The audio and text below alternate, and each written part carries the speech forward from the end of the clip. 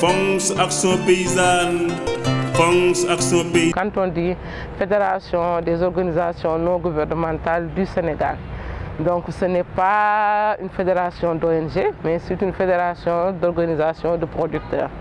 Parce que dès sa création en 1976, l'État du Sénégal refusait de donner ce nom Fédération des organisations paysannes du Sénégal, en nous disant qu'il y a déjà des coopératives, donc il ne faut pas créer une autre structure qui regroupe des organisations paysannes. C'est pour cela, pour contourner cette contrainte, qu'on a mis Fédération des ONG du Sénégal. Mais toujours, vous voyez Action Paysanne.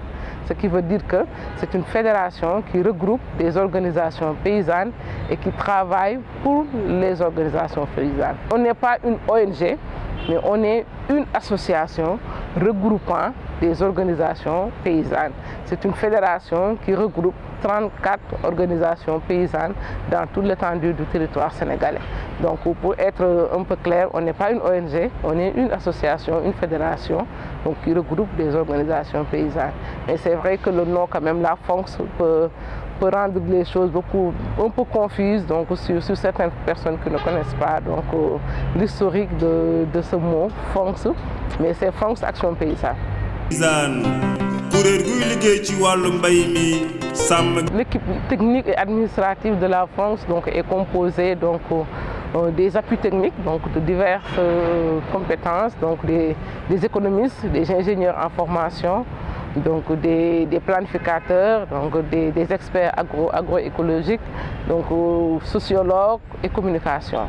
Donc c'est cette équipe qui est un peu chargée de la mise en œuvre du plan stratégique au sein de la fédération. Donc ce qui veut dire au sein de la FONCS en tant que fêtière, mais aussi au niveau des associations.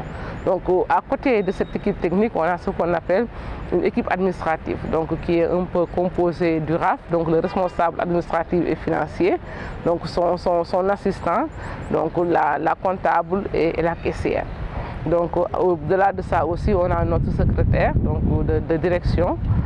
Toute cette équipe est un peu chapeautée par le secrétaire général au niveau du secrétariat général de la France au niveau de Thiès, qui est le secrétaire général, mais aussi le PCA, le président du conseil d'administration de la France. Au-delà de ces techniciens, que ce soit technique ou financier, on a aussi ce qu'on appelle le personnel d'appui, composé des chauffeurs, les gardiens et le personnel de surface, qui assure tout ce qui est maintien et pour propriété de la maison. Donc c'est ça qui compose l'équipe technique de la France au niveau central. Ce qui n'enlève en rien au niveau de chaque région. Nous avons ce qu'on appelle les coordinateurs régionaux, qui sont là pour assurer la coordination des activités des associations d'une région. Donc on a 11 coordinateurs régionaux et un pool d'animateurs endogènes. Donc au niveau de chaque association, on a ce qu'on appelle un dispositif d'animation composé des animateurs endogènes qui font de l'animation, qui font les suivis, qui font l'accompagnement au niveau des exploitations familiales. Donc c'est ça qui compose le dispositif d'appui de la FONCS, de la base au sommet, de la base avec les animateurs, qui sont là. Après, on a les coordinateurs régionaux qui essaient de jouer toute cette animation au niveau régional. Et au niveau de la fêtière, au niveau du secrétariat général, on a une équipe technique et une équipe administrative chapeautée par le secrétaire général et le président de la France.